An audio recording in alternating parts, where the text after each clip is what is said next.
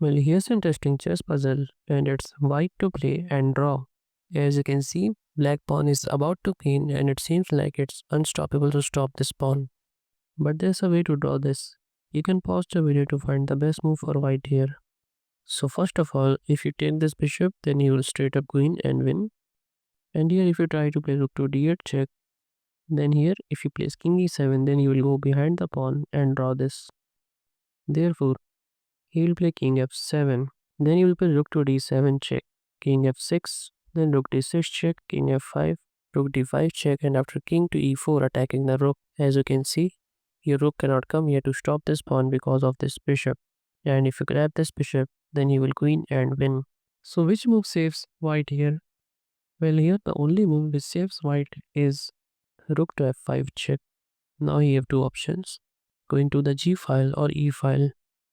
If you place king to g8, then here you cannot play this move, so you play king to s3, attacking the pawn. And now if he tries to promote the queen, then you will play rook to g5 check, forking the king and the queen. And it doesn't matter how he takes with the queen or the bishop, it's a stalemate. So what about king to g7? You will play rook to f3, threatening to play rook to g3. And if he queens, as you can see, you can go rook to g3 check, and now he can't do much. And here, if he tries to deflect your rook by playing bishop to f3, which is quite cunning, you can just take, and if he queens, you can play rook to g4 check. And again, this is a draw because it's a h pawn. So what if here he plays king to e7? Then you have rook to e5 check, king f6, and now it seems like we can't go here because of the bishop. We can't go down because of the bishop. But we will actually go down with rook to e1, sacrificing the rook. Now this is where it gets tricky. First of all, if he takes, then you can play king to s3 attacking the pawn. If he queens, then stalemate.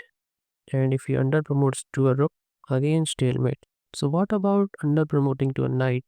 Because a knight and a bishop is a win. But you have king to g2. And as you can see, these two squares are covered, so we'll go knight to e2, but then you have king f1 hitting the bishop and the knight. And after knight to f4, you can just take his bishop, and this is a draw. But there's one final move, which is under promoting to a bishop. And it seems like two bishops are win against this king, but it's not. The only problem is that these bishops are of the same color. If this would be a light square bishop, then he would be winning. But since both of these bishops are of same color, it's again a draw. Well, this is not the end. Here are some more amazing chess puzzles like these. And if you don't want to miss the upcoming videos, then don't forget to subscribe.